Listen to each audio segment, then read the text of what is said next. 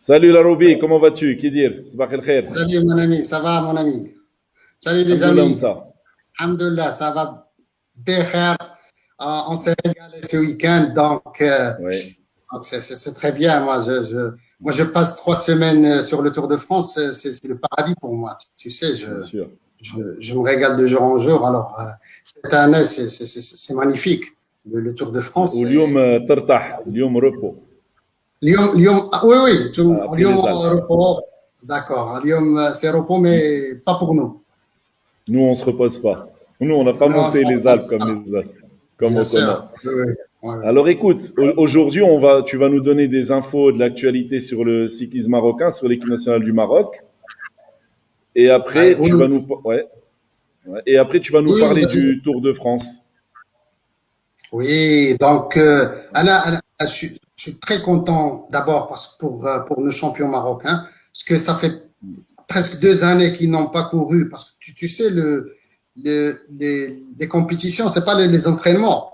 On peut s'entraîner ce qu'on Ouais, veut, mais la réalité de la compétition est tout autre. La réalité du peloton, ça n'a rien à voir. bien sûr. Et les champions marocains, nos athlètes, nos coureurs, en, en 2 années difficiles, il n'y avait pas de course à l'international, donc il n'avait pas de repères, il n'avait pas pour se mesurer. Vraiment, je suis très content cette semaine, enfin ce week-end, ils ont couru leur deux premières courses en Turquie. Ils sont en stage en altitude en Turquie. J'ai écouté ton Ouais, coup de intervention, cœur ce matin. oui, ton coup de cœur ce matin. J'ai bien aimé parce que il faut vraiment qu'on en parle. Hein. Il faut vraiment qu'on parle Ouais. de nos champions. Parce J'ai que, un bon coach, j'ai un bon mentor, oui, comme oui, toi. oui, mais tu as très bien parlé ce matin. Donc, les champions marocains, l'équipe nationale marocaine, après un stage à Ifrane, ils sont partis en altitude en Turquie. Donc, ils ont couru leur première course samedi et dimanche. C'était le Germanica Grand Prix Race et le Kahraman Maras Grand Prix. C'était très difficile, mais les performances, c'est à prendre avec retenue parce que bon, c'était euh, Oui. leur première course depuis presque 2 ans. Et malgré ça, j'étais très satisfait de la forme des champions, de nos champions marocains. Il y a Mohsin Kouraji, il y a Anassaït Abdia, il y a Adil Arbaoui, il y a Ashraf Dourmi, il y a Mohamed Sadqi, il y a Hussein Sbahi. C'est les 6 Ouais. membres de l'équipe nationale. Donc, samedi, c'était difficile parce que c'était en altitude. Ils ont couru samedi dans une altitude de à peu près 1700 mètres d'altitude. Ça veut dire Ouais, presque, c'est comme Ifrane, ils ont couru oui. comme à Ifrane, mais avec 42 degrés de température, Ouais. ce qui était vraiment très, très difficile. Mais bon, ils ont bien couru. Le plus important pour moi, c'était de terminer la course. C'était une course de 153 km. Donc, pour une première course, la plupart ne terminent pas parce que Termine bon, pas. c'est une course d'un jour.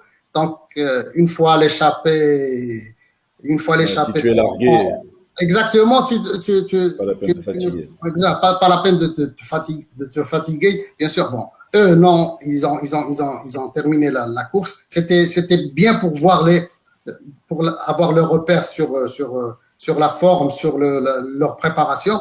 Ce qui fait, moi, je suis très content de ça. Et le classement est très, c'est secondaire pour moi parce que fallait qu'on voit la préparation et il fallait qu'il se mesure à d'autres champions. Malgré bon, la satisfaction extraordinaire pour parler de performance, c'est la moyenne. La moyenne, c'était une moyenne de 41 km par heure. C'est énorme. Donc, oui, oui. C'est un parcours vallonné. Donc, il y avait des montées de deuxième Et des catégorie descentes aussi. et des descentes. Bien Donc, descentes. 41 km, oui, 41 km, c'est magnifique pour une première course. Il a terminé. Hein. Donc, le classement, pour moi, c'est secondaire. Je suis très content pour eux qu'ils aient terminé la première course samedi. Il y avait de la fatigue, c'est sûr, parce que ils continuent leur stage En d'entraînement. fait, je te coupe, il s'était préparé à Ifrane en altitude pendant 10 jours avant, c'est ça? Oui, oui, La fédération oui, oui. organisé. Et ils ont 15 jours en Turquie, en altitude à 3000 mètres d'altitude. Donc, c'est bien pour emmagasiner la forme. Donc, samedi, ils ont très bien couru. Malgré la fatigue allait se ressentir pour le lendemain. Et malgré ça, ils ont bien couru aussi le dimanche. Le dimanche, c'était à 600 mètres d'altitude, donc moins difficile que la veille.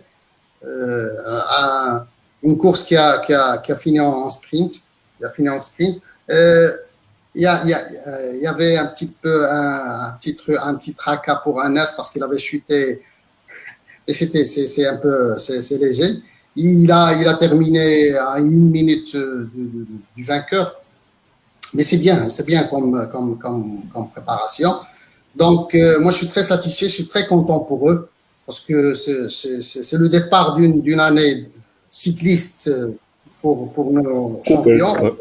Oui, en parallèle, il y a eu aussi des courses régionales à Chichawa, Agadir, Beni Mellal ce week-end. Donc, le cyclisme ça bouge marocain, enfin, ça bouge, exactement, ça bouge. Et c'est tout le plaisir pour nous, fans de cyclisme, surtout de voir nos champions. On regarde le Tour de France, on regarde le Giro, les champions internationaux. Mais on a vraiment des champions marocains qu'il faut regarder aussi, qu'il faut supporter, qu'il faut encourager. Ils le méritent bien parce qu'ils travaillent beaucoup. C'est juste les conditions qui sont un petit peu défavorables avec ces 2 années de Covid et tout ça. Et la pandémie. Donc, moi, je suis très content et je tenais à partager ça avec nos amis. Le cyclisme marocain, ça bouge enfin. On espère le meilleur pour eux et ça augure de bonnes perspectives pour les prochaines échéances. Ils auront 2 courses aussi samedi et dimanche prochain. Donc, on attendra aussi. On va les regarder de près. Exactement. Donc, ça, c'est très encourageant pour la suite. On espère que notre équipe continentale, la Sidérali Kinetic Protea Cycling Team, commence elle aussi à bouger dans les compétitions. Elle progresse aussi, également. Exactement, comme ça. Non, à participer. Comme ça, on aura des champions à regarder sur les compétitions internationales. Je n'oublie pas aussi la participation de Abdrahim Zahiri, notre cycliste marocain, dans une équipe sport Essebri en Italie. Il a aussi participé dans 2 courses, dans deux courses en Italie. Lui aussi, c'était des courses. Ses premières courses après la blessure, après la chute, il s'était fracturé la clavicule l'année dernière. Donc, c'est aussi encourageant pour Abdrahim Zahiri, qui a terminé la première course. La deuxième course, c'était peine perdue parce que il devait participer au sprint, mais c'était une échappée.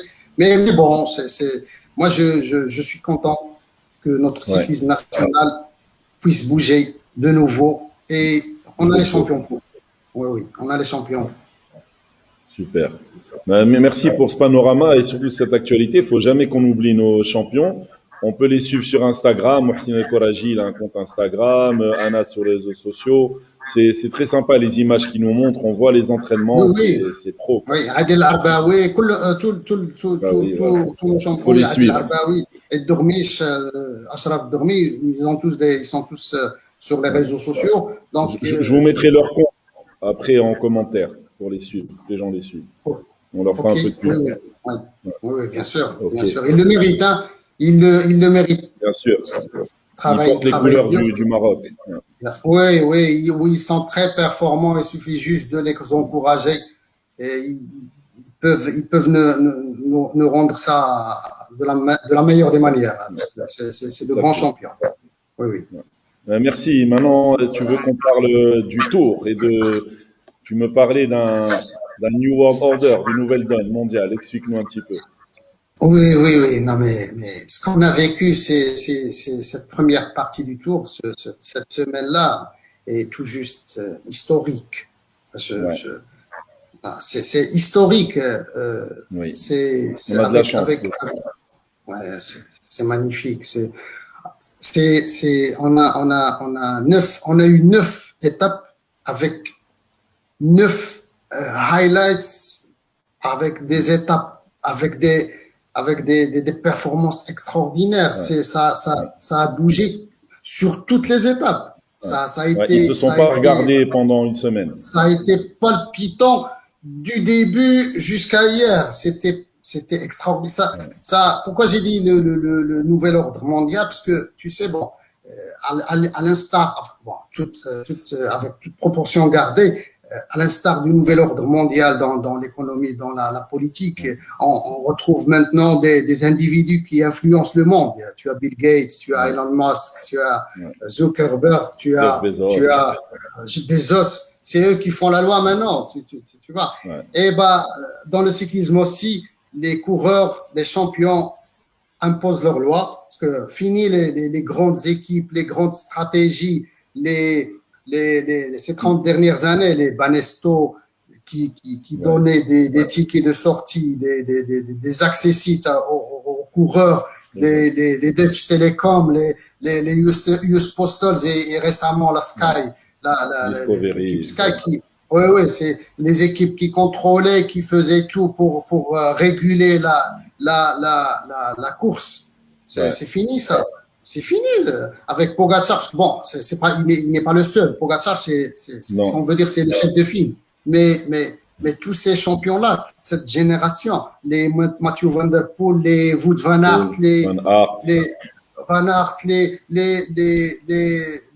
Alaphilippe, toute cette génération, le Remco Evenepoel, ce qu'il a fait Remco Evenepoel l'année dernière sur le Tour de Pologne. J'invite les gens à taper Tour de Pologne 2020, Remco Evenepoel. Remco Evenepoel, il a attaqué 53 km, il a attaqué son équipe, il a attaqué tout le monde. Donc, Ouais, il n'y a pas de calcul. cette génération-là, il est en train d'établir une nouvelle donne, c'est imposer leur loi aller au cyclisme mondial, aux équipes, parce que maintenant, tu te retrouves avec un champion qui se balance, qui s'en balance de l'équipe, Ouais, s'il a des coéquipiers ou pas. Il te dit, Pogacar, il te dit, je sens bien mes jambes, j'attaque. ouais, Mathieu Van Der Poel voilà. aussi, de même. Wout Van Aert J'écoute aussi. pas à l'oreillette. Ouais. Je travaille pas à Donc, l'oreillette.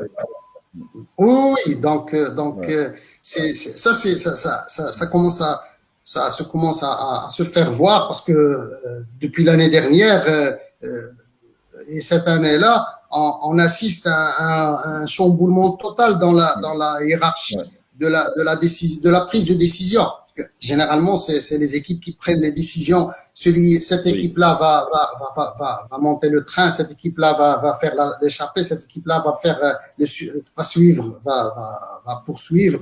Tu vois, donc, avec ces champions-là, avec cette génération-là, ce n'est plus le cas. Ce n'est plus le ouais, cas. Moi,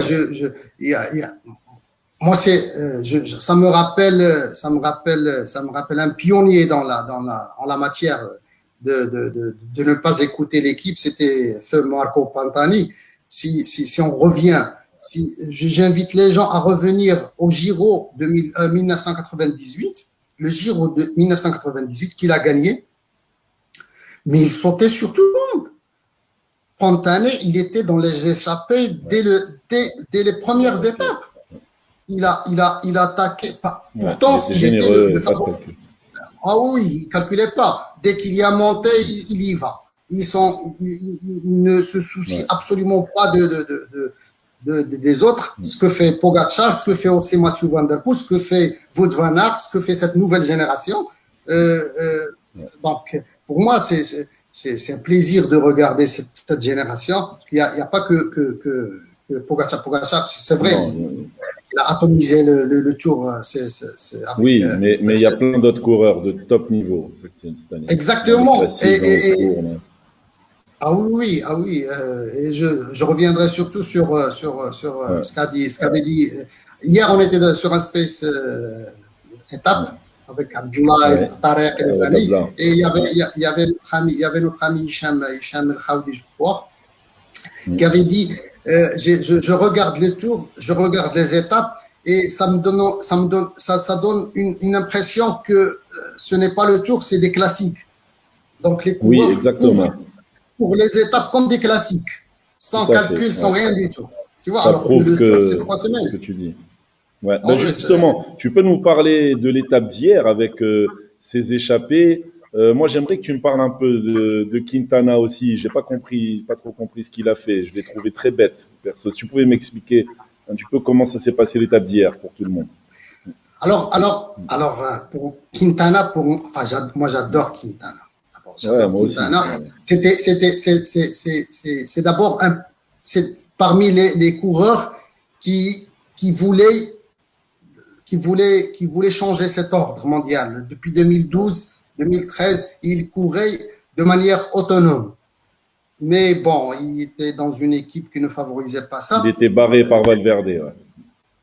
Pas Valverde, mais l'équipe, la Movistar. Valverde, c'est un coureur, mais la Movistar, la stratégie, tu vois l'équipe. C'est pour ça que je te dis, le nouvel ordre mondial dans le cyclisme, c'est ça. On ne parle plus d'équipe maintenant. Maintenant, on parle de champion. Van Der Poel, il a fait ça. Wout van Aert, il a fait ça. Pogacar, il a fait ça. Pas les Ineos Grenadiers. Exactement. C'est pas la Sky à mener le train ou la Banesto à contrôler ou les US Postal. C'est plus. C'est éclaté maintenant. Exactement. Donc, on assiste vraiment à quelque chose d'historique. Parce qu'ils n'attendent plus, ces champions-là n'attendent plus les directives, n'attendent plus les instructions. Donc, je me sens bien, j'y vais. Mais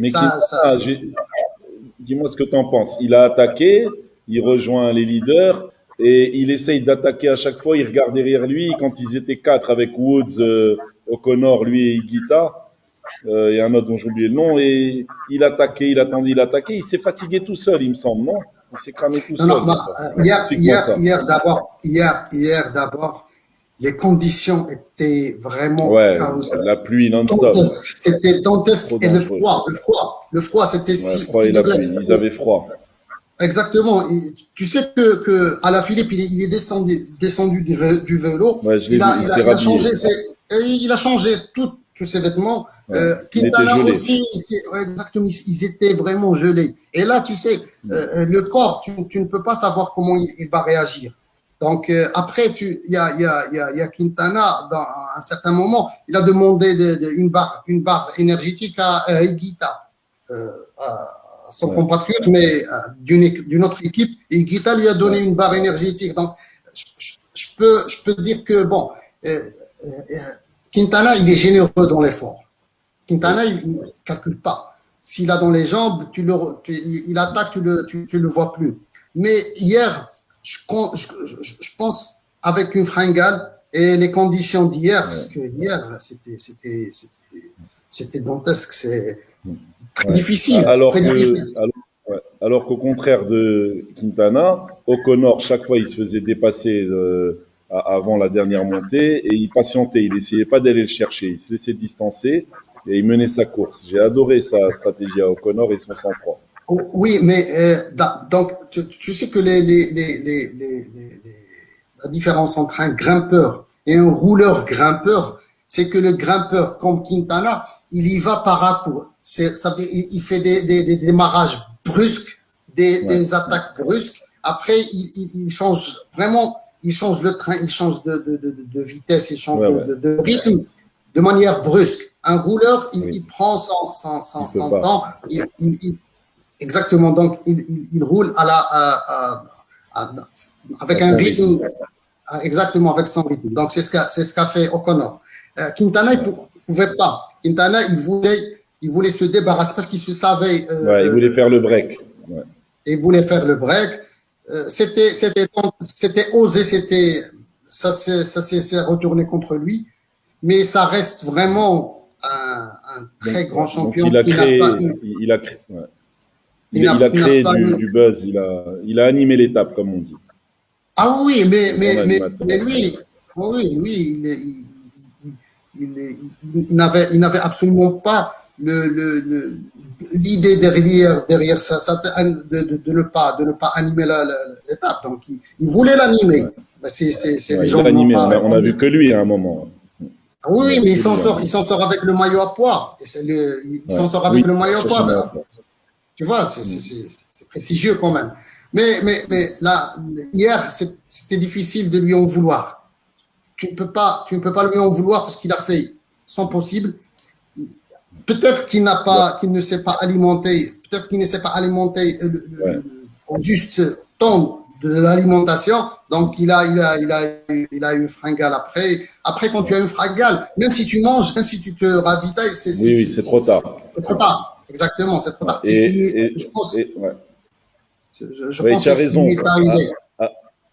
C'est sûrement à cause des conditions météo, il a perdu son énergie à cause de ça qu'il n'avait pas prévu. Ça doit être aussi ça. Exactement, oui. Mais on ne peut pas lui en vouloir parce qu'il a fait de son mieux. Non. Ça n'a pas marché. Il aura d'autres occasions pour. Bah oui, il a encore les Pyrénées et tout. Il faut qu'il se fasse voir. Et moi, j'ai adoré la course de O'Connor et j'ai adoré comment Pogačar a géré. Et il y a une personne que j'ai adorée, j'ai oublié son nom, c'est un mec pendant, je sais pas moi, à 80 km, il a mené le train des poursuivants avec Pogačar, c'est un Cofidis. Il était devant pendant au moins 100 km, le gars. Il menait le train seul, avec les poursuivants. Je sais pas si tu vois qui c'est. Ça me reviendra. Dans le groupe du maillot jaune, il y avait deux Cofidis devant. Ça dit quelque chose? Deux Cofidis. Ouais. Vers la fin vers les 80 derniers kilomètres jusqu'aux 40 derniers kilomètres. Pendant 40 kilomètres, le gars, il était devant, il s'est tué. Il a mené le train tout seul, il était tout seul devant sous la pluie.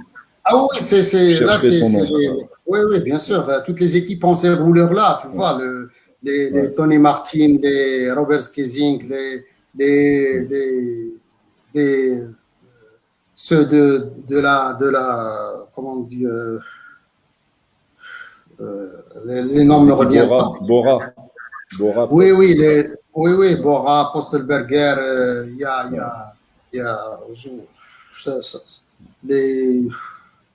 Ça me revient et c'était quoi la stratégie de Pogačar d'après toi hier? Alors là, Pogačar nous a montré qu'il s'en foutait pas mal de la stratégie. Ouais. Il gérait le temps des. Non, mais Pogačar, il roulait avec son équipe parce que d'abord, il y avait les conditions climatiques qui étaient difficiles. Donc, il voulait pas risquer. Mais à la fin, il a attaqué tranquille. Tu sais, Pogačar, ces 9 jours, il a montré qu'il était dans une autre galaxie, peut-être pas pour les autres. Mais le Tour, c'est 3 semaines. Le Tour, c'est un jour avec et un jour sans. Donc, il ne faut pas se rater. Tu peux perdre le Tour, même si tu es plus fort. Exactement. Il court avec panache.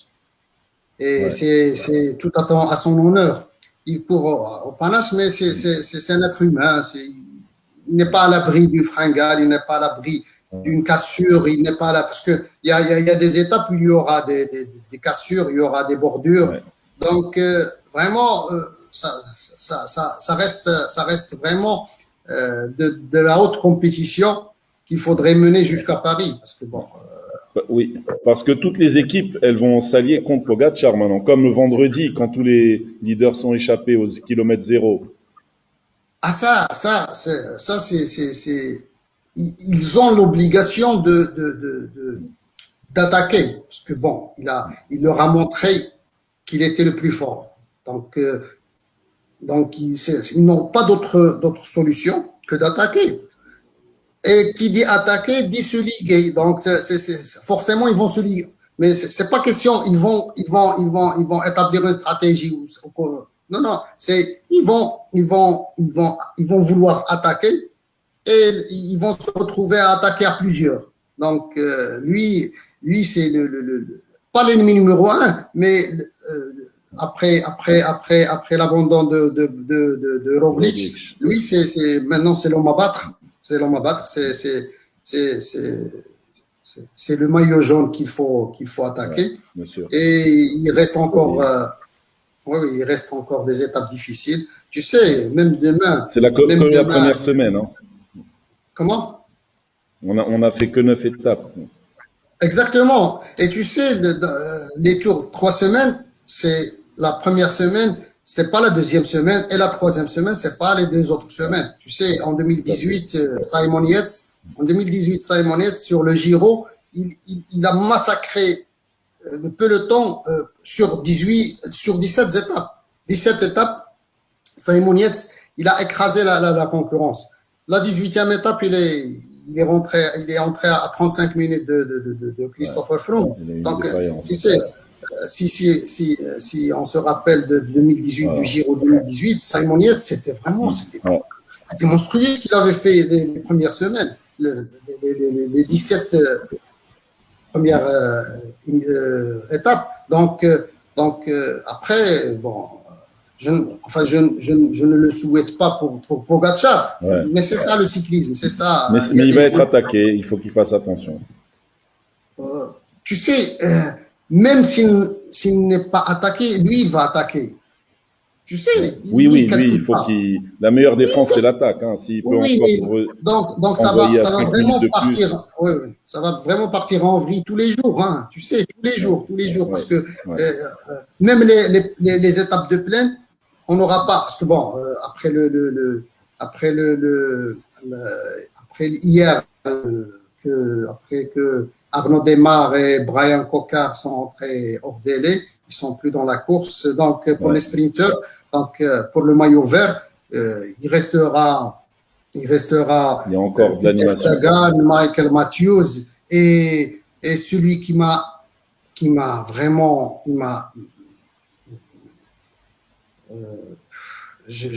hier je suis resté comme ça devant lui, c'est Sonny Colbrelli. Sonny Colbrelli, c'est un sprinter. Hier, il a gagné des points en montagne. T'imagines? Il était dans les sables. C'est celui qui était avec le maillot blanc, vert, blanc, rouge, champion d'Italie. Okay. C'est lui, bien sûr, je l'ai vu. Je l'ai vu. Il s'est fait voir, il était en forme. Mais il est. À un moment, il s'est échappé et tout, il était dans les courses. Oui, bien sûr. Sonny Colbrelli, c'est un sprinter. Il était tout seul, parfois. Bien sûr, oui, Sonny c'est un sprinter. Et ce qu'il a fait hier, c'était donc vraiment, ça va bouger ces jours-ci, même sans la lutte entre les leaders, mais pour le maillot vert, parce que Michael Matthews, Peter Sagan et Sonny Colbrelli avec Mike Cavendish, donc tout le monde va se battre. Et ça va créer des changements de l'animation, ça va chambouler beaucoup de choses. Donc, ok. Bon, on a presque terminé. Je voulais te poser 2 questions avant qu'on finisse.